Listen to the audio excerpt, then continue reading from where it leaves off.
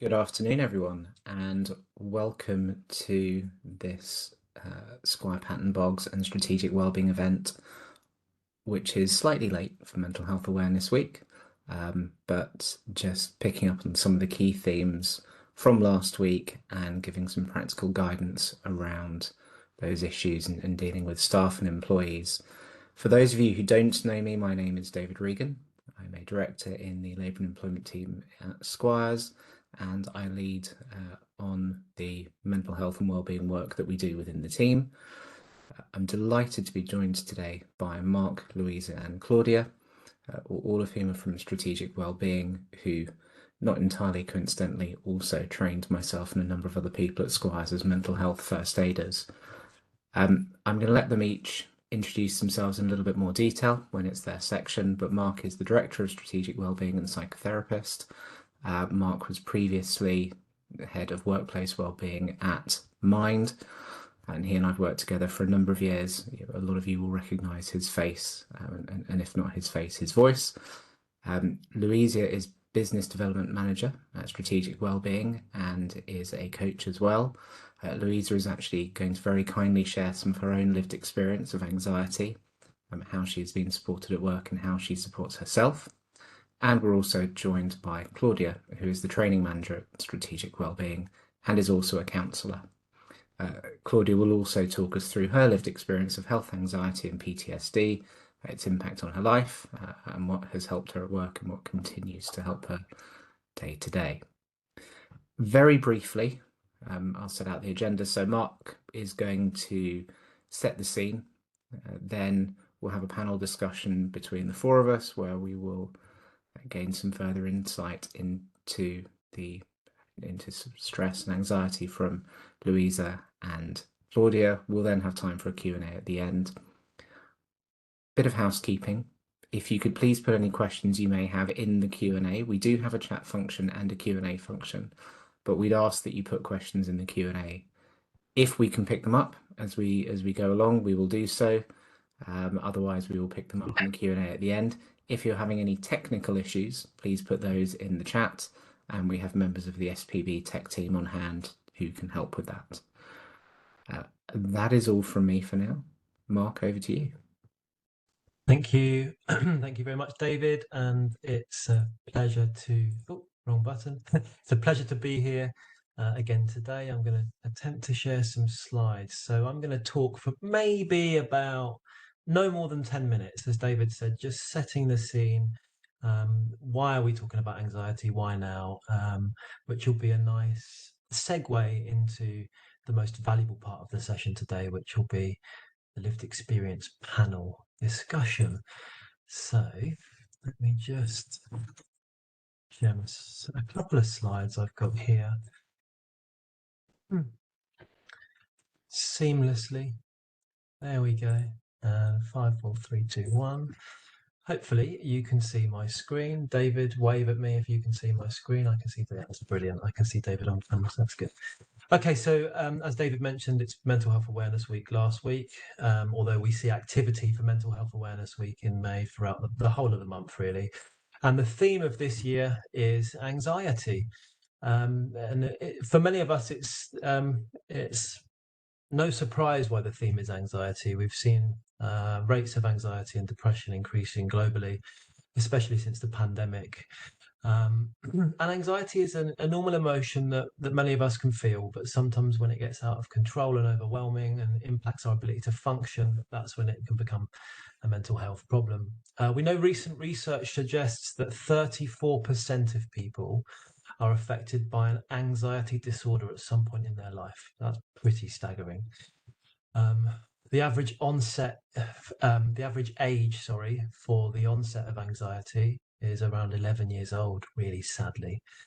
Recent research this year suggests that 60% of employees are currently experiencing anxiety, with only 10% of employees actively seeking any mental health support. So it's another nudge for employers to ensure that combating stigma and promoting support is high up on the agenda, at the forefront of their strategies. Not to mention the economic burden of anxiety disorders alone costing the UK £8.9 billion each year in healthcare costs, reduced productivity, presenteeism, and so forth. So it's time we talked about anxiety. So just a few slides on this. I want to talk a little bit about what is anxiety and why does it happen. So in the sessions that we run at Strategic Wellbeing, we educate employees, managers and leaders around anxiety, depression, and other mental health experiences and conditions. But when we talk about anxiety is a presence of nervous energy where you might be feeling worried, tense, afraid or overwhelmed. But the key bit we point at is it's a presence of nervous energy because your body is getting ready to fight or flight. Distinct difference if you're experiencing depression, which is usually more of an absence of emotion or energy, whereas anxiety is a real presence of energy, nervous energy. So I want to talk to you just a little bit about nature's built-in alarm system, using the metaphor, really simple metaphor of an alarm system. When we think of anxiety, we can think of anxiety as being our brain's natural built-in fire alarm or panic alarm system, which is designed to protect us from danger. And when the fire alarm is triggered or the panic alarm is triggered in the brain, then our bodies respond and we behave appropriately to that danger the brain perceives. I used to work for Mind, as David mentioned. Before I was head of workplace wellbeing at Mind in Hammersmith and Fulham, I was head of their clinical services. So we had, I don't know, maybe 20 or 30 psychotherapists, counsellors working in the basement downstairs.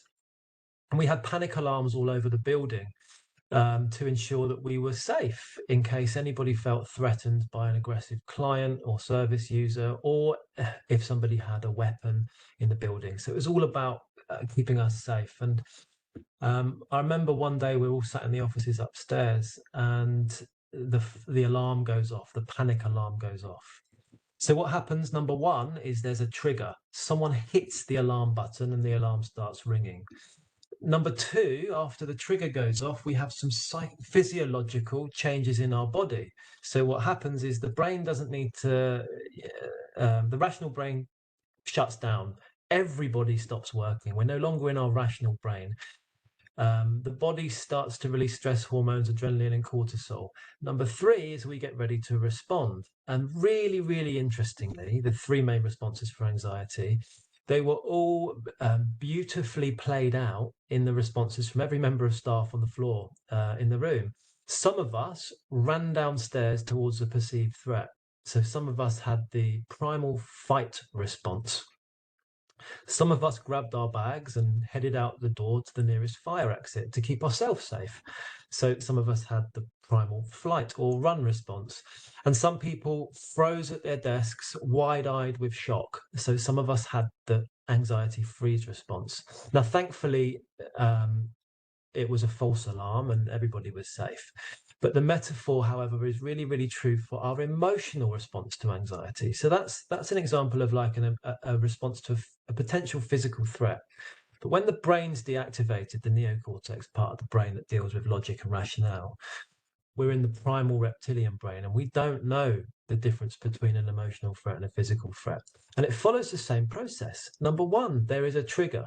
But usually that's not someone hitting an actual alarm system outside of our brains. It's something has hit the alarm system in the brain. The news, the cost of living crisis, workplace demands, not feeling in control, poor work relationships, change. Our body, number two, releases those physiological hormones. The neocortex brain shuts down. We become unproductive. We can't work in that state. Stress hormones flood our body. Anxiety is a presence of energy. And number three, we respond. We fight if we can. We flight, we run if we can, or we freeze with anxiety, unproductive, if that's our only choice. Therefore, in many cases, there is no actual danger. We know that in today's world. Thankfully, the threat is often not a physical threat; it's an emotional threat. And our response can be disproportionate to the situation. Therefore, our employees who may be constantly faced with anxiety triggers need to know how to reset their fight or flight system. And managers and employers need to know how to support this. for their staff as well, some of which we're going to talk about today. The other thing I wanted to touch upon before we jump into the panel discussion was very often we're asked, well, what's the difference between feeling anxious and receiving an anxiety disorder? When does anxiety become a disorder? So it's important that we can understand the difference between the two, because anxiety is probably something that we can all empathize with and all relate to having experienced at some point in our life, especially over the last few years, many people reporting feeling or experiencing anxiety. So we like to explain it on a continuum to help people to raise awareness. And the left axis here shows our inability to function. It's a little bit of a backwards axis, really. It's like the higher you are on the axis, the less able you are to function, and the lower you are, the more able you are to function. And what do we mean by function? We mean think, feel, behave, and perform. And by the way, that's how any mental health issue can impact our behavior and performance, because thoughts impact feelings and feelings impact behaviors and behaviors impact performance. So any manager within your business or anybody that's responsible for managing performance related issues has to be has to have the competence around mental health awareness as well, right? Anyway, I'm digressing. So the first axis is the inability to function. The bottom axis is the prevalence of anxiety symptoms. So the further over the right-hand side of the screen you are, the more frequent and intense your anxiety symptoms are. So the criteria for an anxiety disorder is the anxiety has to impact your ability to function day to day, and there has to be an intensity of symptoms that lead to a diagnosis. But often it's a journey, and this squiggly line can represent that journey. Often we might start in the bottom left-hand corner feeling anxious, and I don't know about you, but I often feel anxious throughout the week. But these feelings pass. Why do they pass? Because I have the tools usually to regulate myself, and I have the people around me in the workplace that can support me as well. So these feelings pass. They're temporary worry. But what can happen is, so you might find it difficult to function here. You might find it difficult to concentrate, but you go to bed, you have a good night's sleep, these feelings pass, you feel better the next day, kind of thing. But where worries become more frequent, the prevalence of symptoms will have increased. So this is where we're not just having a bad day, we're having a bad week. Yeah, we're probably still in the workplace here, but we may be having some difficulty. Now, if this is left unmanaged or unchecked for a prolonged period of time, and we don't have the right support to look after ourselves, or we don't have the right support in the workplace or in our private life, then this is when it can lead to debilitating anxiety. This is where anxiety is so extreme that you find it difficult to concentrate, to look after yourself, to function, to think, feel, behave, perform in a way that you want to. And this is where we have all of those labels that we might be more familiar with: general anxiety disorder, panic disorder, phobias, obsessive compulsive disorder, post-traumatic stress disorder, health anxiety. So it's, if somebody experiences these symptoms of any of those disorders that I've just listed on a temporary basis and it passes, then it's more of a feeling. And if somebody experiences it for more of a prolonged period of time, that's when it qualifies, or it could qualify if someone chooses to, as a diagnosis, if it lasts for weeks or months, bearing in mind that most people who could receive a diagnosis don't receive a diagnosis, and those that do wait for at least a year. So I wanted just to end on one quick slide here, and it's a really nice segue into my conversation with Louisa and Claudia.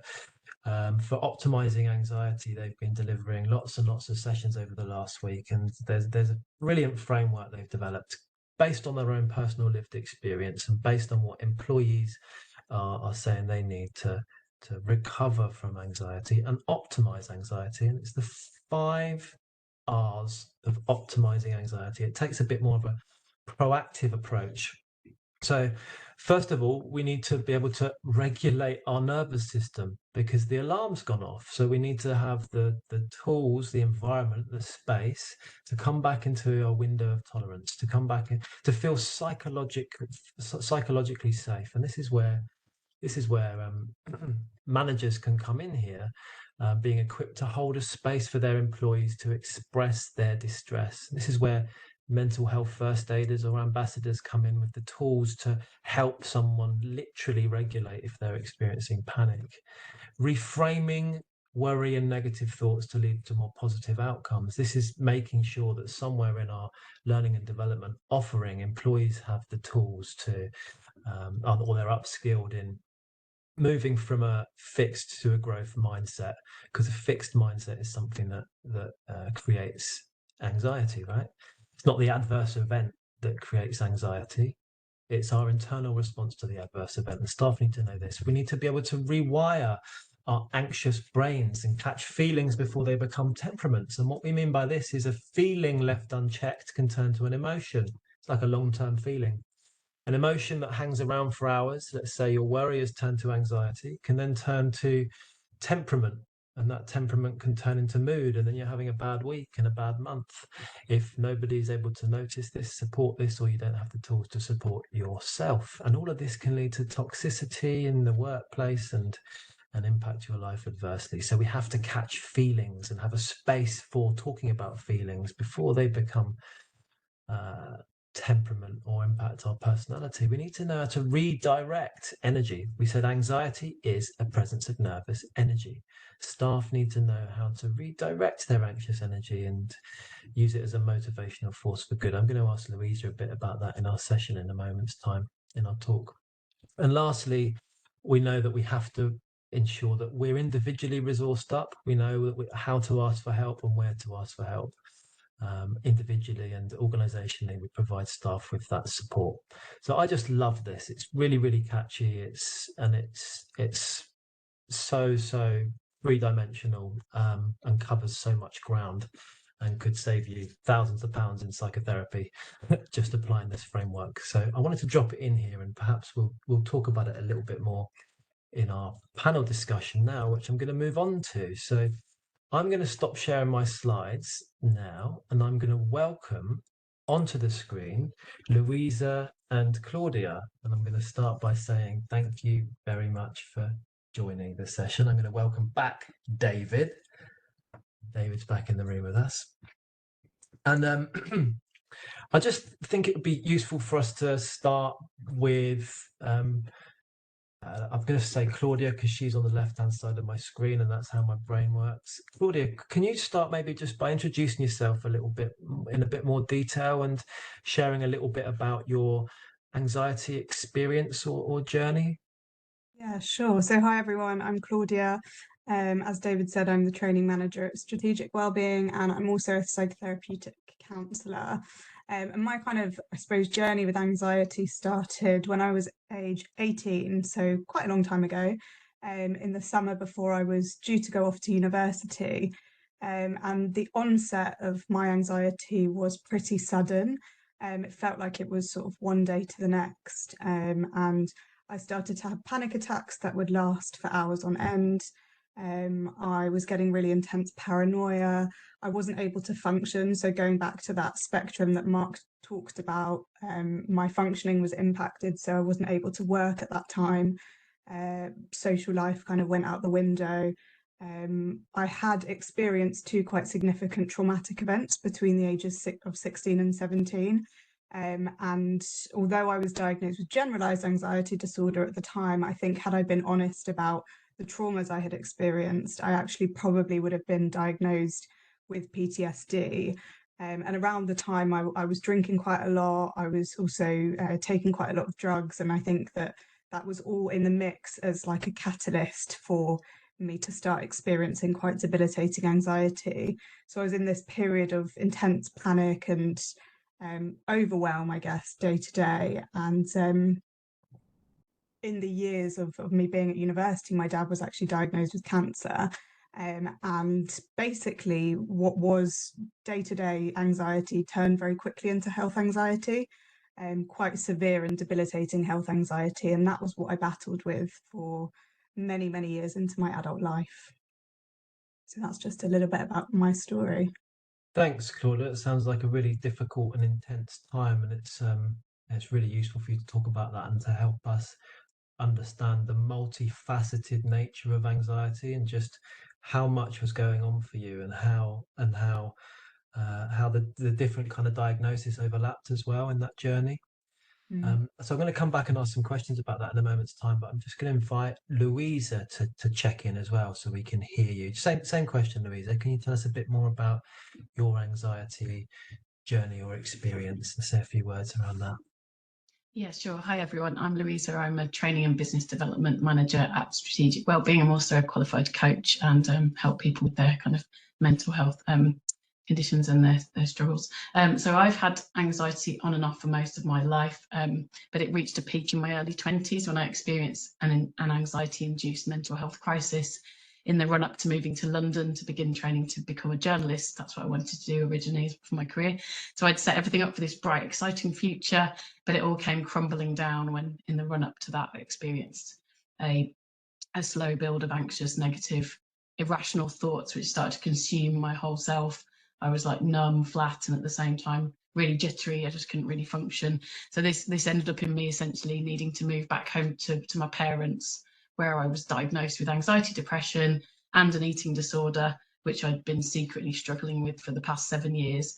So since then, my anxiety has come and gone in waves, but I've managed it with the toolkit I developed during that earlier spell. So now I'm actually quite grateful for that period in my life, because it really has helped me cope with the things that I've experienced since then. So yeah, that's quick summary.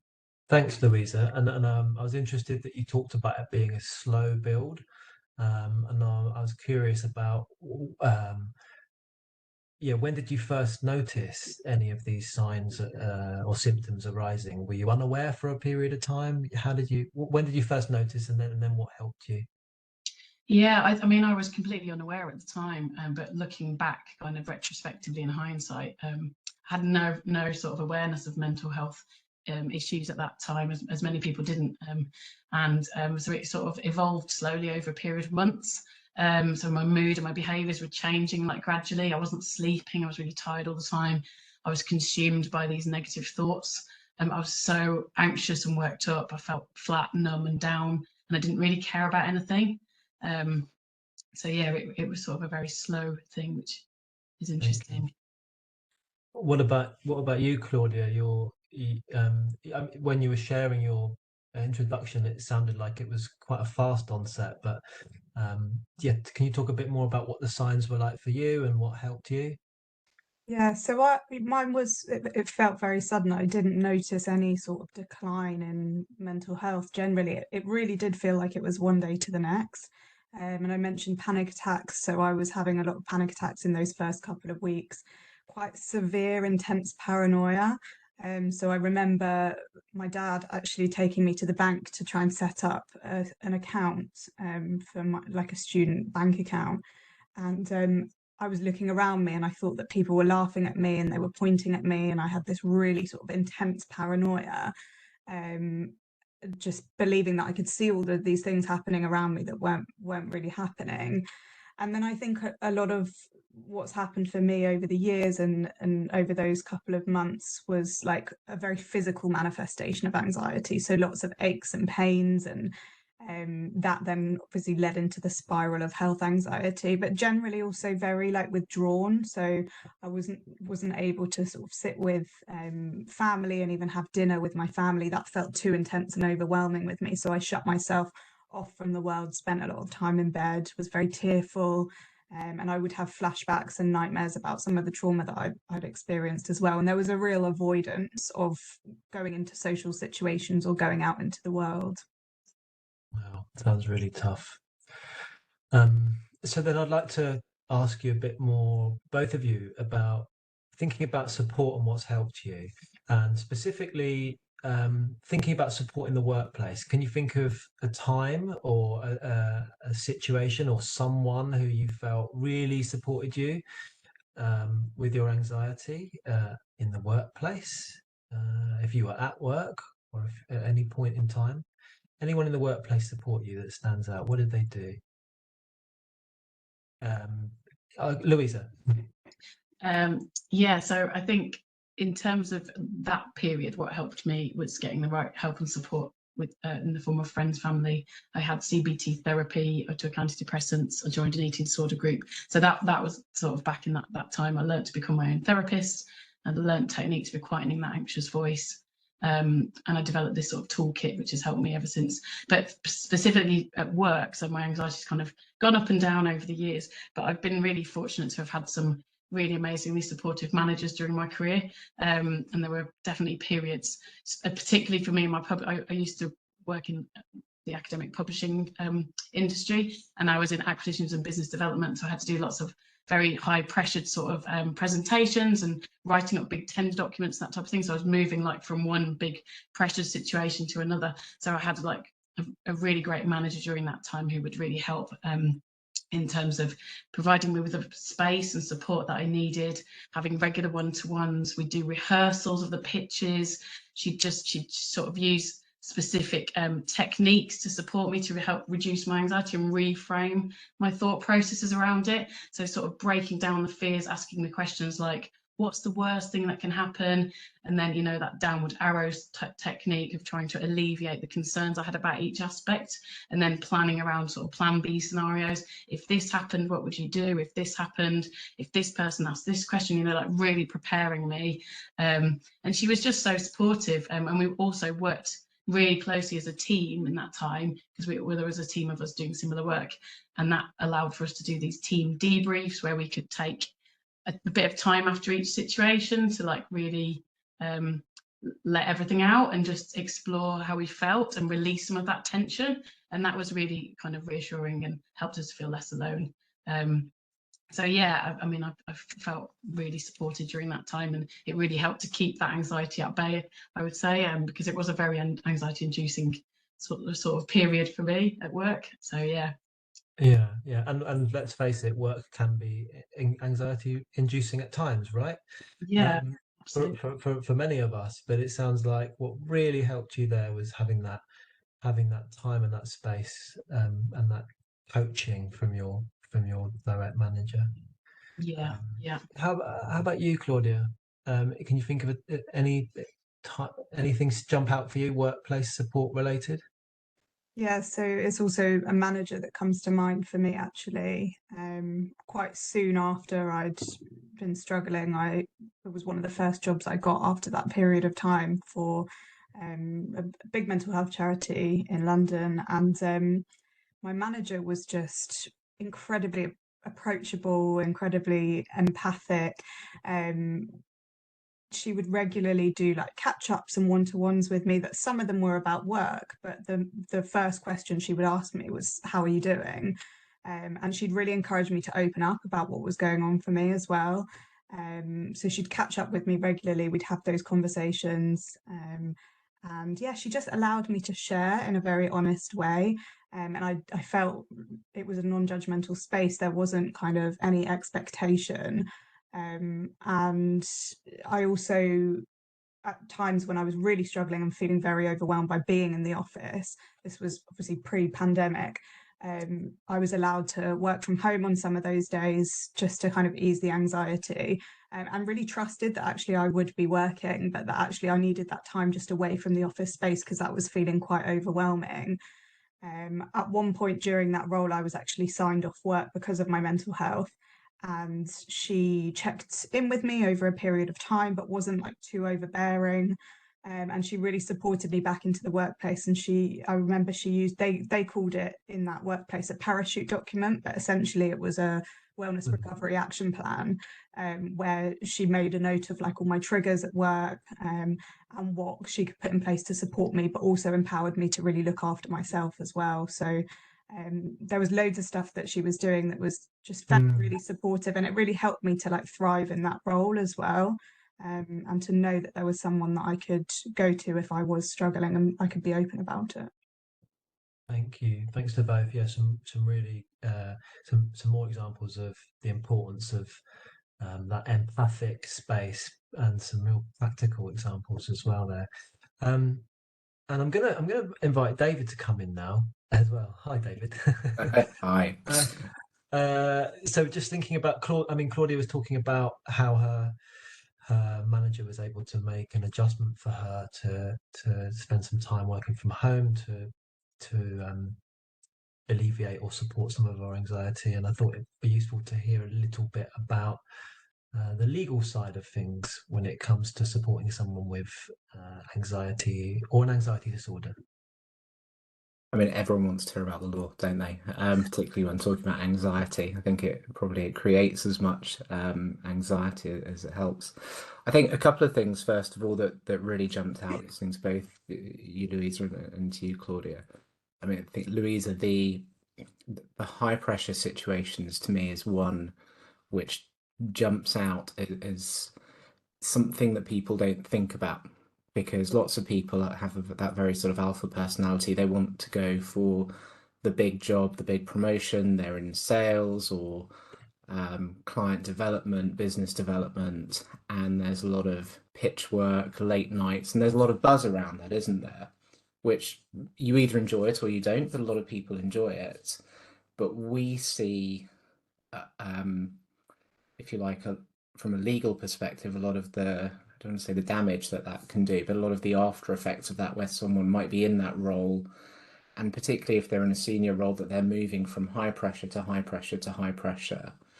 And eventually, yes, there's a bit of burnout, but also a lot of anxiety when people feel a pitch coming up. And it was interesting hearing you talk about the support you had from your business, because we had a case a few years ago where one of our clients had a senior employee who was involved in about 4 or 5 or 6 high pressure pitches in a row that took about 18 months. And the employee had raised grievances because they felt they hadn't been looked after well enough arising out of that. And HR had actually been trying to support them, the manager had been trying to support them. But when we took the sting out of the grievance and entered into a dialogue with the employee, one of the things that business actually did was to do a risk assessment around the pitch process and understand what it was about the nature of the pitch process, the nature of that individual's job, but also then the trickle-down effect on other people within the team, and how that impacted upon the individual, their mental health. And they started instituting the process of effectively allowing people to decompress after the pitch process to then recover, build up, get back again. And I'd really be interested for some reflection from you guys on that in a minute, because I've completely not answered Mark's question. The legal framework around this is relatively simple, in that if someone has a disability for legal purposes, then they're covered by the Equality Act. Now, you have a disability when you have a physical or mental impairment. In this case, it would be mental, which has a substantial adverse effect on a person's day-to-day activities, and in general is expected to last for 12 months or more. That is, in layman's-ish terms, what the test is. Once that arises, then you have the normal discrimination duties, so indirect discrimination, direct discrimination, but that's not what we're talking about here in most cases, because most of the time a business will be supportive, it won't look to punish an employee for suffering from a mental impairment. So what's the hook? What's the thing that businesses need to think about? And it's primarily reasonable adjustments. And a reasonable adjustment occurs where an employer has a provision, criterion, or practice. Lawyers love an acronym, so it's a PCP.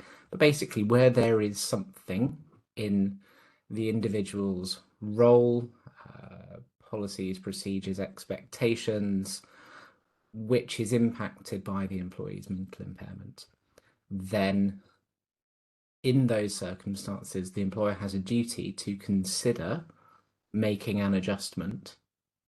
It only has to be a reasonable adjustment, and what is reasonable depends upon the resources of the employer, what adjustments are needed, etc. It is not a linear equation, but the employer has a duty to consider making reasonable adjustments to assist the employee and alleviate the disadvantage that they are suffering.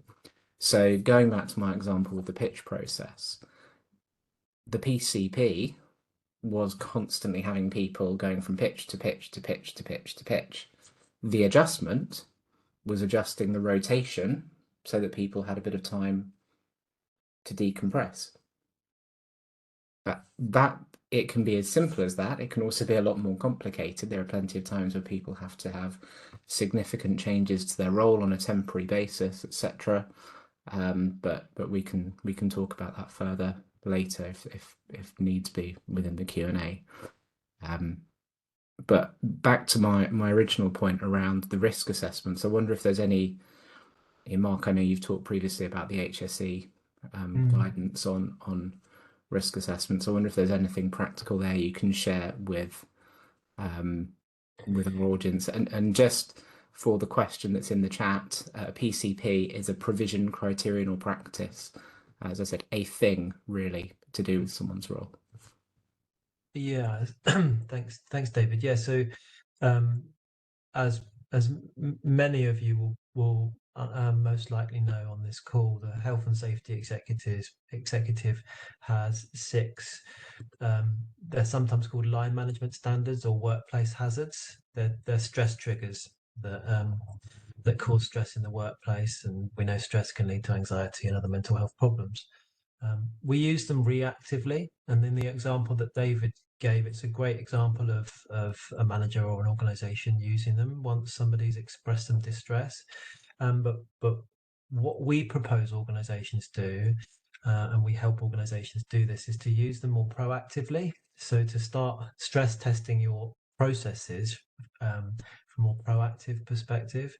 And one of the things that Louisa, Claudia, and myself do with businesses is when we deliver any service or training or support, we'll evaluate not just the service, but we'll do a risk assessment on the business using those 6 stress triggers: demands, control, support, relationships, role, change.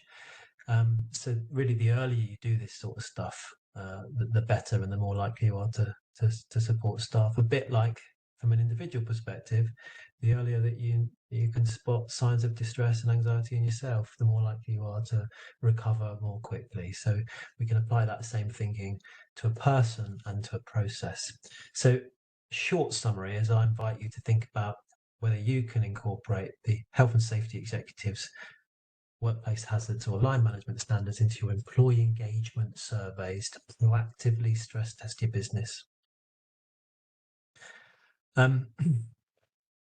Okay, back to Claudia. So let's think about, we're on the theme of the workplace now. What advice would you give to a manager or to someone, an HR representative, director, manager, who might be supporting somebody with anxiety? Yeah, so I think for me, there's a piece around self-awareness that's really important, like emotional intelligence, and actually reflecting, if you're in a managerial role or in HR, on like, how approachable actually am I? You know, would someone feel comfortable with sharing with me, or might there be things that I say or do that could potentially shut someone down? So like for lots of us, we might have the urge, if someone's feeling really distressed and they come to us, to like jump in with problem solving or solutions or offering advice, particularly if we're in the workplace and we're maybe in HR and we've got the ability to put some stuff in place, or a manager, we've got the ability to put some place things in place for the person. But I think there's something about that can sometimes, not always, but can sometimes shut people down. It's not to say to never do that, but actually sometimes when someone comes to a manager or to HR and is feeling distressed and struggling with their mental health, actually what they really need is a space to be heard and to be listened to. So I think there's something for me around really reflecting on, actually, am I someone that's approachable? Would people feel comfortable to come and talk to me? Is there anything that I do that might mean that people feel dismissed or shut down? Or that might mean that people actually avoid coming to me altogether. So something about emotional intelligence and self-awareness and really reflecting on how approachable we are as a manager or HR, I think is important. Thank you. Makes me think of that transactional analysis drama triangle, isn't it? It's the persecutor invites the victim, isn't it? Or the parent invites the anxious child response. And Louisa, I can see that you're nodding, so I'm going to bounce the question straight over to you. Again, thinking, yeah, what advice would you give to a manager or somebody in HR that might be supporting someone with anxiety based on your experience? So I can absolutely agree with what Claudia's just said around self-awareness, and also just adding to that, I think for the manager to normalise the anxiety is really important, and just to to stress that everyone experiences anxiety from time to time, giving them that safe space to talk about it. Absolutely, like Claudia said, really listening to what they want and what's right for them, and giving them that safe space. Also, if it's by doing that, then the manager will understand if the anxiety has been caused by something in the workplace, if it's like work-based stress, or if it's something outside of work, because that might mean that they need different things. I know that when I was struggling with emotional difficulties outside of work, my manager at the time gave me the space and support that I needed in talking about reasonable adjustments, adjusting how I wanted to work. So he really listened to me and said, if you want to take time off, do, but if you would prefer to carry on working, which is actually what I wanted at that time, because I couldn't come into the workplace, and this was before working from home was normalized, before the pandemic, but I couldn't come into work, but I did want to keep working, so they made adjustments so that I could work from home, and that was really good for me and helped me manage my anxiety and distract me from what I was experiencing. So I think it's just giving that person the space to explore what they need, understanding their stress signature and what you can do to support them, and as Mark said, being proactive with that, so that when somebody's likely to be triggered by their anxiety. If you have these open conversations, you'll know this before it happens, and then you can help that person. You might spot some of the triggers before they get into the spiral. So I think that's Thank you. I might add to that with I know that you've both, and we've done a lot of work with Hiscox Insurance, who've given us permission to talk about them. They've got an award-winning employee-led mental health committee called WeMind, and I just think it's really great the areas that they cover when they're promoting mental health and well-being, including anxiety. They've got 3 pillars to that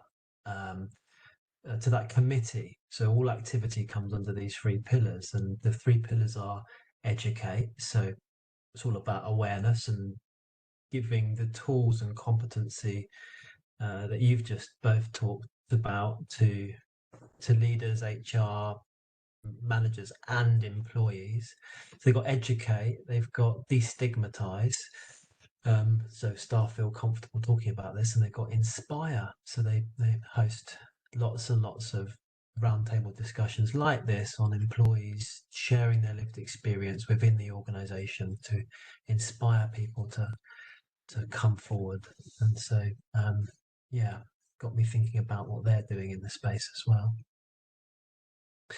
So then what about individually? What advice? So we've got 100 people on this call. What did we say? What was that stat earlier? There was it was 33, let's say 35% of people will be diagnosed with an anxiety disorder in their life. So it's nearly 35 of us on this call, right? So chances are there might be somebody listening to this call that is anxious, experiences anxiety or has an anxiety disorder of some description. What advice would you give to an individual listening to this call, or an employee? And I'll stay with Louisa. Okay, so for individuals, so I would always emphasize prioritizing your own well-being, making sure you're putting on that oxygen mask to look after yourself, recharging your own batteries, so you're aware of when you're going to burn out to prevent your burnout. So for example, during particularly anxiety provoking times in my past jobs, for example, during that time when I was doing lots of pitches and bids and things, I knew I needed to really look after my well-being, because otherwise I wouldn't be able to do it. So it was all about making sure I took regular breaks, despite having to sometimes work really long hours, but making sure I was eating really well, trying to get enough sleep, trying to avoid that self-medication with alcohol, which is always tempting when you're in those high pressure situations, although sometimes a small amount helps. But I specifically remember one time when I had to submit a huge tender document, and I was doing a sales pitch for another bid the next day, So I was in the office after 5 p.m. anyway, but I had loads to do to make the deadline, and I was getting like, I could feel the anxiety building, and I hadn't had time to get out for my run that I normally did at lunchtime that day. But I knew that if I didn't do that, then I just was going to get more and more worked up. So I actually just thought, I'm going to go out now. So I got my stuff, went out, did a 30-minute run, and it was completely transformational in like giving me the space to reflect that I needed. And it also gave me some great ideas for my pitch, because I had that freedom and that space. And I got back to my desk, felt fully enlivened again, and I managed to do another hour of really focused work. Made my deadline, felt much calmer, happier as a result, and knowing that I could go home doing the best that I could. So my advice, I think, there is to sometimes it pays to take a bit of time away from work, even though it's counterintuitive in that moment, because you think, oh, I can't afford to take away this time. But actually, research shows that if you do that, then you actually will be more productive. And exercise specifically can significantly reduce feelings of anxiety and stress. So that's always a good thing to do, is get out and move your body. But there's so many kind of tools and techniques that we could talk about here. I don't think we've got, that's all the session that we've been delivering last week. So I won't go into any more detail than that. But that was, what helped me at the time, was just to make sure I was putting myself first, and also, reframing those anxious thoughts, and mentally rehearsing as well is another good one. But that's probably enough on that for me. No, that's great. Thank you. It just gets me thinking about how obvious it is when we think about, not in the moment, but in hindsight, when we look back and we talk about how anxiety is a presence of adrenaline and cortisol, and we can be stuck in freeze and wonder why we're not productive. How it's so obvious, isn't it, that getting up and using that adrenaline to our advantage is only going to be a good thing. Use that anxious energy so we can enter into that recharge and recover mode and focus. What about you, Claudia? Anything you want to add to that? So Louise has talked more about the exercise side of things, and what about you? What advice would you give? I totally echo really what Louise has said, and I think self-care always should come at the top for people experiencing anxiety, and that looks different for everyone, right? So what works for me won't necessarily work for someone else, but something that I have found really useful is knowing that it will pass as well, knowing that anxiety will peak, but anxiety will also decrease and it will drop off, and that there will be periods of time where it passes and where things feel okay. And I think, particularly in the workplace, there's often this idea that if people are diagnosed with an anxiety disorder or they struggle with anxiety, that they'll be like surviving at work, or they'll be ill at work and they won't be able to function. But the reality is that people with diagnosable anxiety disorders can really thrive in the workplace if they have the right tools in place to support themselves, and if they get the support that they need from the organisation as a whole as well.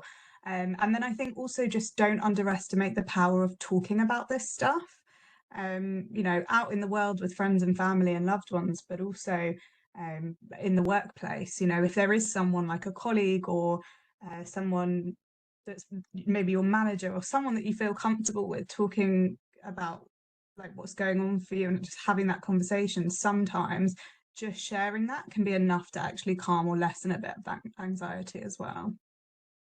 Thank you. Thanks, Claudia. There's so many more questions I want to ask you, but I'm just looking at the time. We've covered so much ground, and I want to hear so much more about your experience and your story and your journey. But I'm just wondering, David, should we see if anyone else has got any questions they want to ask? Because I'm just conscious we've got just over 10 minutes left.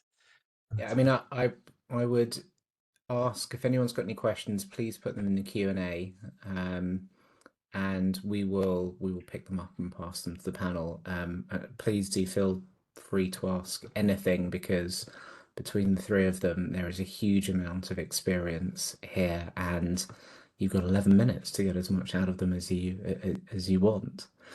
I think one thing that I'm going to start off with, and this is something that you talked about, Claudia, which is check-ins from your manager, and this is one of the things that I know causes HR a lot of practical angst, if I can put it that way, because an employee will go off sick, and particularly if it is with a mental health concern, there is often a lot of fear and trepidation around contacting that employee when they're off sick.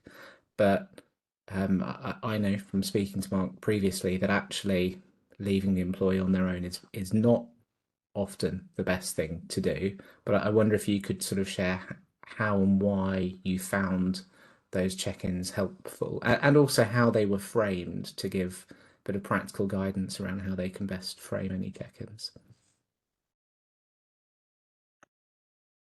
Yeah, so I think for me, the most useful thing really was being asked, when do I want to be checked in with, and how do I want to be checked in with as well, so that it didn't feel like my manager was just like ringing me a couple of times a week or something. It was like we made an agreement together that actually it would be once a week.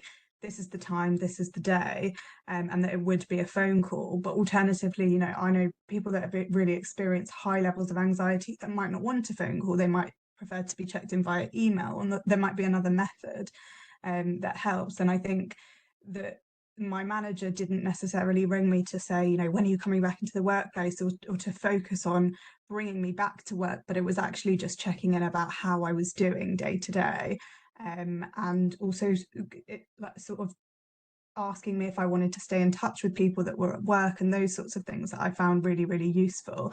But I think it's also something that needs to be flexed over time. So if suddenly, you know, an employee feels like actually this is too much and can we go to every couple of weeks, or I don't think phone calls are going to work for me, it's like we need to be open and flexible to putting those adjustments in and changing it over a period of time as well.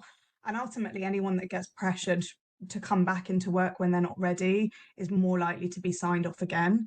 So that's also something to be mindful of. It's like people need the time and space to really recover before they come back, and then they're less likely to go off again. I don't know if there's anything from Mark or Louisa to add.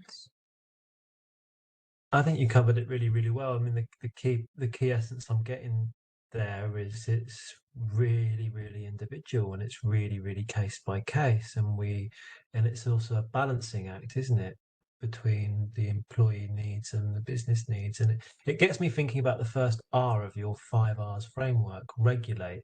It's like it's like you've got the space to regulate yourself, and you know how much space that is whilst you're sick. But the manager's doing a bit of regulating as well by checking in, and that balance is going to be like co-created through open communication. That's what. So I think it's a great example. Yeah, I think for me, communication and boundaries, if you like, were the things that came out of that. You know, because the boundaries are setting when to communicate, and also to a certain extent what to communicate about. You know, check in on me. Don't go, hey, are you coming back to work? We're really busy. We could do with you back, because that's not going to help. The other question, so we've had a question in, and actually this is I think probably quite an important one, because we always talk to HR about making sure that they are checking in, and line managers are checking in, and then signposting people. But actually, what should managers, HR, be looking out for? What are potential signs of anxiety? And then, if we have time, potentially, what are other things that they should potentially keep an eye out for other potential mental health challenges? I don't know who wants to take that one. Well, I'm going to open it up to Louisa and Claudia. Let you start with that one, because you can obviously talk about it from your true lived experience. So and from a training perspective, teaching this content. So, in the first instance, do one of you want to answer that question? What are the signs to look out for in the workplace? I can start if you want, Claudia. Yeah, I think the first thing that comes to mind is that that proactive sort of management piece is understanding our teams and understanding our peers, and understanding those stress signatures, and you know, understanding what it is that somebody might be triggered by, what might be causing them anxiety, so that you know what to look out for, because it's going to be completely individual to each person.